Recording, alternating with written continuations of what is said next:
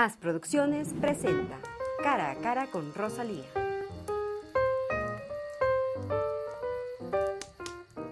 Bienvenidos, queridos amigos, a este programa.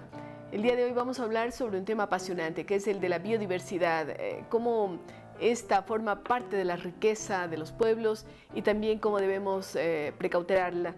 Para hablar en este primer segmento tendremos la presencia del doctor Juan Manuel Guayasamín. Él es PhD, es investigador del Centro de Investigación de la Biodiversidad y Cambio Climático de la Universidad Tecnológica Indoamérica. Tiene una serie de investigaciones, obtuvo su PhD en Ecología y Biología Evolutiva en la Universidad de Kansas, en los Estados Unidos. Ha hecho estudios importantes, lo que le acredita para ser revisor de artículos de revistas científicas. Esto es bien interesante, vamos a tocar al final de esta entrevista de este tema de la revisión, pero sobre todo sabemos que él es especialista en herpetología. Yo debo confesar mi ignorancia, estaba pensando que herpetología tenía que ver algo con los herpes, pero me entero de que no es así. Bienvenido, Juan Manuel. Cuéntenos de esta carrera de la herpetología. Bueno, primero gracias por la invitación, es un placer estar acá. La herpetología, si no es el estudio de las herpes, es el estudio de los anfibios y reptiles, ¿no? Por razones históricas se llama herpetología. Y bueno, combina estas dos áreas del conocimiento. Reptiles, ¿no? Y anfibios. Reptiles y anfibios, sí. No todos reptiles, anfibios. No, para nada, son grupos completamente diferentes. Y la unión de estas dos áreas y la palabra herpetología viene porque históricamente la gente que hace investigación en estos grupos sale de noche, hace investigación de noche. Yeah. Y muchas veces en la noche uno encuentra anfibios y también encuentra reptiles. Entonces, por eso se unieron. Como que se unieron desde un sentido más práctico que cualquier otra cosa, pero no son grupos completamente diferentes. Así es. Usted tiene estudios especializados en el tema como las ranas de cristal. Sí, ¿no? Cuéntenos un poco sobre esto, este tipo de ranas. Bueno, desde mi perspectiva completamente sesgada, claro, las ranas de cristal son uno de los grupos de anfibios más increíbles que hay sobre la Tierra. Las ranas de cristal son, bueno, ranitas pequeñas en su mayoría, de este tamaño. ¿Transparentes? Transparentes. Ya, por eso se llaman de en cristal. el vientre. En el vientre. Por eso se llaman de cristal. Exacto. Y transparencias en diferentes niveles, ¿no? Hay especies que tienen solamente, por ejemplo, la parte de abajo transparente, pero otras tienen todo el vientre transparente y tan transparente que uno puede ver el corazón. Ah, sí, latiendo. Qué belleza, ¿no? Es fantástico, es maravilloso. Para un estudiante, por ejemplo, de anatomía, es realmente increíble el poder ver un animal, ¿no? Y todos sus órganos internos. Uno puede ver claramente el hígado, todo el aparato digestivo, bueno, todo lo que uno quiere. Impresionante. Entonces, ¿desde cuándo empezó a interesarse usted por ranas y reptiles? Bueno, yo ya mi tesis de licenciatura la hice con el doctor Luis Coloma, ya en anfibios, ¿sí? En mi tesis de maestría en la Universidad de Kansas, en Estados Unidos, trabajé ya con morfología de anfibios y en mi doctorado hice sobre relaciones evolutivas, taxonomía, clasificación de ranas de cristal. Entonces, con las ranas de cristal, seriamente empiezo desde el 2005, por ahí. Sí, entonces ya van a ser... ¿Y ha encontrado cosas diferentes, específicas, que le coloquen a usted en publicaciones, por ejemplo, como un investigador? Claro, bueno, con ranas de cristal y bueno, con otros anfibios, pero sobre todo con ranas de cristal yo he hecho bastante. Ahorita la clasificación de ranas de cristal que se utiliza en el mundo es una clasificación que la publiqué yo con otros colaboradores. Ah, qué bien, qué bien. La publicamos en el 2009.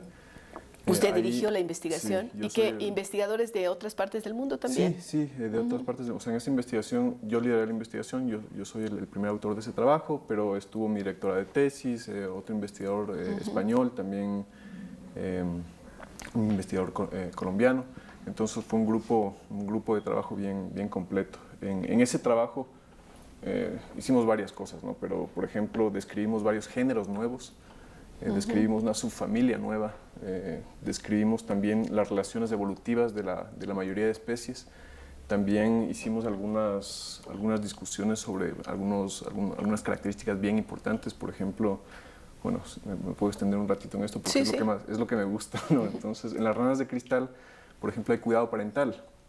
Y a diferencia de lo que, por ejemplo, los seres, a diferencia de lo que los seres humanos pensamos que es la madre sobre todo la que cuida. En estas ranas es el padre el que les cuida. No en todas las especies, pero en estas, algunas sí. Efectivamente. Entonces, bueno, tienen una cosa que se llama el amplexus, que es básicamente el momento en donde la hembra pone los huevos, el macho fecunda los huevos, ¿no? Esto es en vegetación, no es en el agua, esa es otra de las particularidades de estas especies.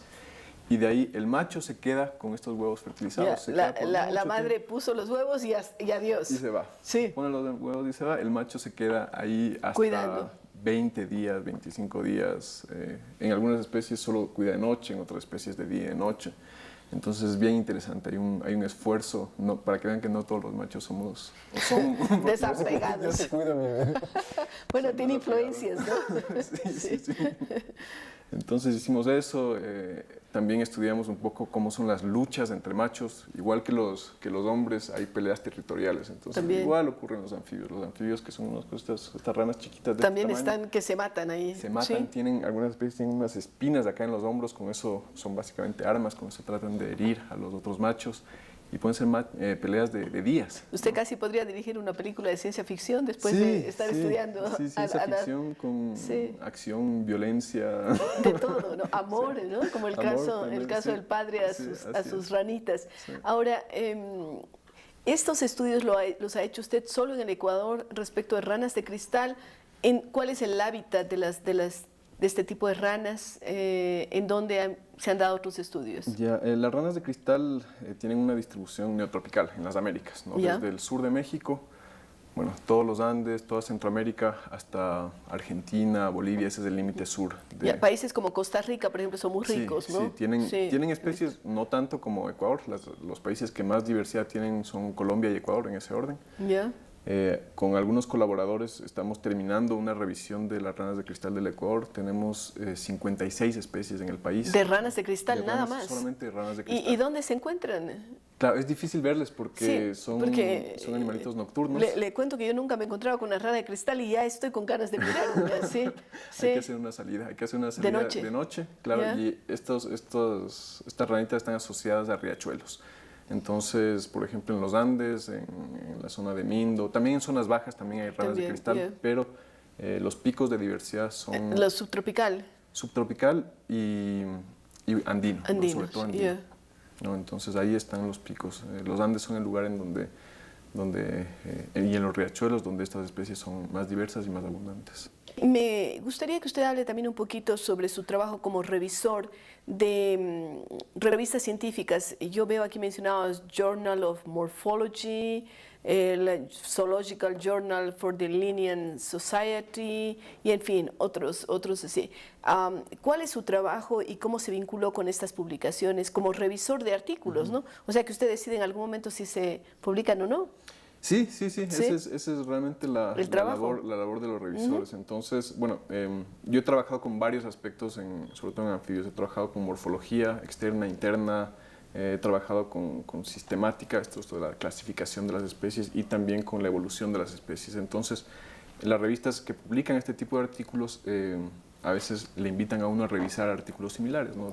Revisión entre pares prácticamente, ¿no es cierto? Revisión entre pares. Entonces sí, el trabajo ahí es revisar que los trabajos sean de calidad, que estén bien escritos, que la metodología sea adecuada, que las conclusiones sean adecuadas.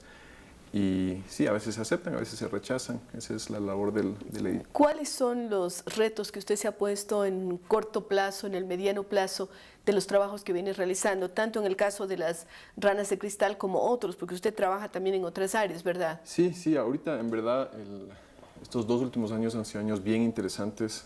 Desde la Universidad de Indoamérica estamos haciendo varias cosas y también en colaboraciones con otras universidades nacionales y también extranjeras. Entonces tenemos un par de proyectos bastante grandes. En uno de estos proyectos estamos tratando de entender cómo el cambio climático afecta a invertebrados y también a anfibios, ya que tiene una estrecha relación con sistemas acuáticos, en básicamente toda la gradiente amazónica, desde los 200, 300 metros hasta los 4.000 metros. Entonces, eso es un estudio que involucra muchísimas cosas. Involucra el poder identificar correctamente a las especies. Para eso estamos utilizando datos morfológicos tradicionales y también ADN.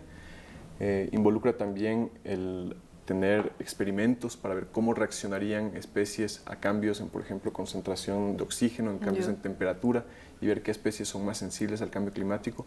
Y también en otro componente que lo estamos trabajando, es un proyecto aparte pero relacionado con este proyecto grande, estamos también viendo cómo las alteraciones al hábitat afectan a estas especies, ¿no es cierto? Esta es una investigación conjunta entre la Universidad de Colorado en Estados Unidos, de Cornell, Nebraska, la Universidad de San Francisco aquí y la Universidad de Indoamérica acá. Entonces, somos varias universidades que estamos haciendo este proyecto que es de 5 años. Entonces, estamos ¿Y el financiamiento de dónde viene? El financiamiento en su mayoría viene de afuera, de Estados Unidos, pero también estamos complementando esto con fondos internos de nuestras respectivas universidades. Entonces, sí, ¿cómo se involucran los estudiantes en este trabajo? Bueno, tenemos estudiantes de todo tipo, desde doctorado hasta estudiantes de licenciatura, y básicamente ciertos segmentos de los proyectos los realizan los estudiantes. Entonces, por ejemplo, tenemos estudiantes que están encargados de trabajar la diversidad, ¿no? La diversidad de estas especies en el gradiente, porque es un gradiente gigantesco. Enorme, claro, de 200 a 4.000 metros, es una locura eso. Y además, imagínese usted si es que todavía estamos descubriendo nuevas especies de mamíferos, ¿no? En invertebrados, como imagínense insectos acuáticos. Que son algunos dicen que solamente conocemos el 15%, tal vez algo así, tal vez menos. Seguro que menos. Sí, menos del 15%, sí. O sea que la mayor parte está por descubrir. Ustedes tienen un campo extraordinario para la investigación. Sí. Y tanto así que, bueno, ahorita realmente, si es que queremos estudiar la biodiversidad, ya los vertebrados no son no deberían ser el punto central. El punto central deberían ser los invertebrados, ¿no? En los invertebrados hay una diversidad gigantesca. Y partimos de los anfibios y las ranas, digamos los reptiles y todo esto, pero también hay muchos insectos, ¿no? Que, no, claro, sí. O sea, que esa no es su rama, pero habrá otros. Claro, ¿no? sí, sí. No, dentro del grupo de vertebrados, donde más se encuentran nuevas especies son justamente anfibios, tal vez porque sean nocturnos, porque no mucha gente les ve. Y en general, bueno, en invertebrados hay un mundo por descubrir y describir, ¿no? Entonces, ese es uno de los proyectos grandes que tenemos. Tenemos otros proyectos en donde estamos tratando de determinar, por ejemplo, patrones de diversidad en la Amazonía y cómo hacer una planificación responsable combinando zonas que pueden ser extraídas, por ejemplo, por actividades de petróleo, ¿no? Y otras zonas que por su alta diversidad deberían ser conservadas, ¿no? Entonces, tratar de llegar a un punto intermedio en donde no siempre se extrae, sino que una vez identificadas las zonas de más diversidad, se tratan de evitar, ¿no? Sí. Esas, y bueno, tratar de concentrar otro tipo de actividades extractivas en otras zonas. En otras zonas, ¿no? Que no son tan diversas. Claro, ¿no? que sí. ¿Tienen alguna publicación de los trabajos que han hecho? Justamente en diciembre del año pasado publicamos en colaboración con Alejandro Arteaga y Lucas Bustamante este libro sobre los anfibios y reptiles de Mino. Es un libro que ilustra, desde nuestro punto de vista, maravillosamente todas las especies que hay en esta parroquia. Son 101 especies combinadas. ¡Qué belleza! Para cada especie tenemos fotografías, tenemos mapas de distribución, tenemos información sobre la conservación de las especies. Entonces, bueno, esto está salidito del horno y realmente estamos muy contentos. Bien, queremos agradecerle muchísimo a Juan Manuel Guayasamín. Él nos ha sacado de una serie de dudas y nos ha hablado apasionadamente de su trabajo con anfibios, con reptiles, con animales a los que a veces se les presta muy poca atención. Gracias a Juan Manuel y con ustedes continuamos hablando sobre biodiversidad.